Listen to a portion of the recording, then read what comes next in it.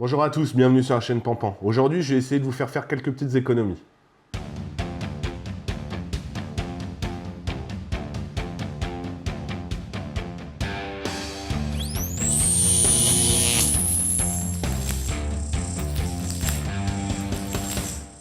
Putain. Comment je peux parler de 22 longs rifles et leur vendre assez bien pour qu'ils achètent cette grosse merde? Ça va pas être facile. Je parle d'habitude de 12, de 9, de 5,56. Et là, je vais parler de pistolet à billes. Ouais. Ouais. Alors, en effet, les gars, je vais vous parler de 22 longs rifles. Alors, aujourd'hui, les prix sont ce qu'ils sont. Ça devient très très difficile. Moi, j'avais pour habitude de tirer 300 cartouches de 9 mm par séance. Là, ça devient un petit peu compliqué à 300 € le 1000. Ça fait des séances à 100 €. Ça devient un petit peu compliqué, je dois avouer. Les cartouches manufacturées coûtent une blinde. Ceux qui rechargent, on ne trouve pas d'amorce. J'en ai déjà parlé, ça devient compliqué. Donc, il faut trouver une solution. La solution, c'est soit on arrête, j'en ai pas envie, soit on passe à un calibre moins cher. Moins cher que le 9 mm.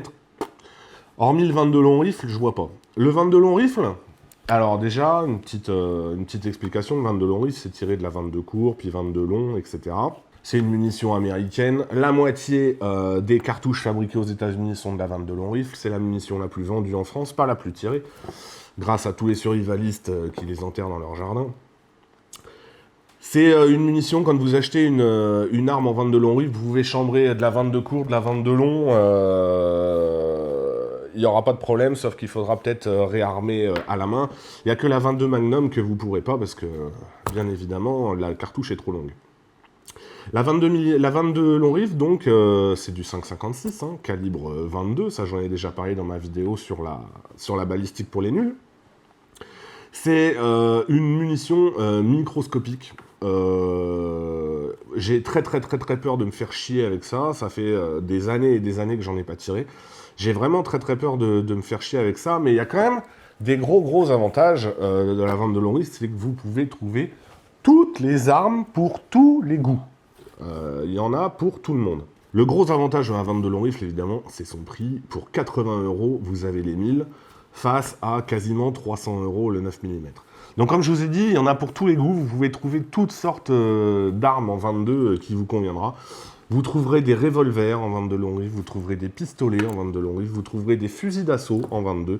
Vous trouverez bien sûr évidemment des carabines à verrou, vous trouverez des armes anciennes, vous trouverez des armes qui n'ont rien à foutre là. Vous trouvez tout, du rose, du noir, il y en a pour tous les goûts, c'est le gros avantage, c'est le seul calibre où vous pouvez avoir un choix d'armes comme ça, voilà.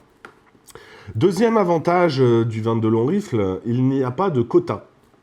Donc vous pouvez en tirer 1 million à l'année si vous voulez, ce n'est pas un problème. Vous pouvez en acheter autant que vous voulez, en stocker autant que vous voulez, il n'y a pas de souci. Et donc, comme je vous l'ai dit au début, ça devient difficile de tirer 300 cartouches par entraînement, donc j'envisage d'acheter une arme en 22 long rifle. Et comme j'ai très peur de me faire chier, je voudrais trouver l'arme parfaite. Je voudrais trouver l'arme la plus polyvalente, qui m'amuse, etc. Donc le but étant de dégommer du gong. Donc évidemment, j'aurai moins de sensations qu'avec les calibres habituels. Il y en a qui ont l'habitude de tirer de la 22 toute l'année et toute leur vie. Bon, c'est un choix. Moi, dès que j'ai eu la possibilité d'avoir des armes de catégorie B, je vous avoue que j'ai revendu ma CZ. Hein. Donc voilà, j'ai un petit peu peur de me faire chier, donc c'est pour ça que je voudrais trouver l'arme idéale. Pendant un moment et pendant longtemps, j'ai voulu acheter le Hammerly TAC-1. Donc je vous mets une photo, là, c'est un petit fusil d'assaut en 22. Ça vaut rien, ça vaut 500 balles. Mais tout le monde en dit du bien. Donc vu que moi je suis plutôt arme d'épaule que arme de poing, je me suis dit ce sera peut-être le jouet parfait. Le but étant de faire des économies, donc j'ai pas l'intention d'acheter un fusil à verrou avec une lunette, etc. Dépenser 1500 balles finalement, qui seront jamais rentabilisées parce que je vais me faire chier, et je vais refoutre ça en vente sur PAF dans 6 mois. Donc le but étant d'y mettre pas cher et de trouver l'arme la plus polyvalente du monde. Donc le Hammerly TAC-1, c'est très bien, mais c'est que un fusil d'assaut. Après, je regardais le Glock 44. Alors, le Glock 44, on a entendu des choses plus ou moins bien, plus ou moins intéressantes sur YouTube et sur Internet en général. Moi, j'ai un très bon ami qui l'a. Je lui fais confiance, les yeux fermés. Quand il me dit que ça avale tout, quand on sait tirer, je le crois. Ça avale tout, sauf bien sûr les munitions subsoniques. Donc, ouais, le Glock 44, bon, c'est une arme de poing. J'utilise déjà pas beaucoup mes armes de poing en 9 para et en 357. Je me dis, ah, c'est peut-être pas le choix idéal. En revanche, j'ai une micro-Roni qui doit traîner quelque part chez moi. Je me disais, Glock 44 plus micro-Roni, bon, c'est une Gen 1, elle est vieille, mais elle fait le job. Ça pourrait me permettre d'avoir le lundi une arme de poing, le mardi une arme d'épaule. Je me dis que ça peut peut-être être le bon choix. Donc dites-moi ce que vous en pensez en commentaire. Est-ce que certains se sont déjà posé la question ? A priori, je ne suis pas le premier, étant donné que je suis allé voir mon armurier il y a quelques semaines pour acheter des ogives de 9 para. Et sans même que je lui parle de cette vidéo, il m'a dit « Ah, tu sais, tous les clients avant à qui je vendais du 9 mm sont passés sur le 22. Il n'a jamais autant vendu de Glock 44 qu'aujourd'hui, forcément. Hein, on est tous dans le même cas, on a tous le même problème, ça devient cher de tirer. Donc, de toute évidence, je ne suis pas le seul. Donc, dites-moi, vous, quel est votre choix? Qu'est-ce que vous avez fait? Est-ce que vous tirez à la 22? Si oui, avec quelle arme? Donc on le sait tous, hein, le 22 long rifle, on peut faire de la super précision avec. Hein, il n'y a pas que des armes à 500 balles. Il y a aussi Manurin qui fait un revolver en 22 long rifle qui fait des scores d'enculé. Donc vraiment, encore une fois, il y en a pour tous les goûts. Vous trouverez, alors je vais vous mettre les photos que je regarde en ce moment là. Vous trouverez des fusils d'assaut, vous trouverez des pistolets, vous trouverez, alors ça, c'est... L'arme qui n'a rien à foutre là, je déteste cette arme. Enfin bref. Vous trouverez des carabines à verrou, vous trouvez des leviers sous garde, vous trouvez des carabines à pompe. Vous trouverez encore des fusils d'assaut, tout ça. Il y en a à profusion. Des revolvers, vous trouvez un petit peu de tout, des armes anciennes, vous trouvez donc des armes en 22 pour la grande précision, hein, les Anschluss et autres, c'est pas trop mon domaine, mais...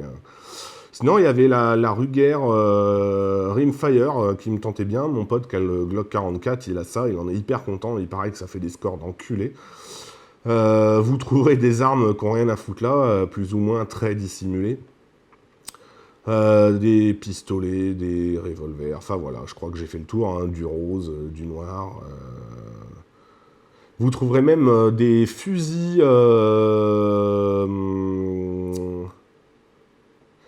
ils appellent ça des fusils combinés, avec plusieurs calibres, donc calibre 12 et 22 long rifle, par exemple, c'est un exemple. Hein. Après, sur mesure, vous pouvez avoir tous les calibres combinés que vous voulez, évidemment.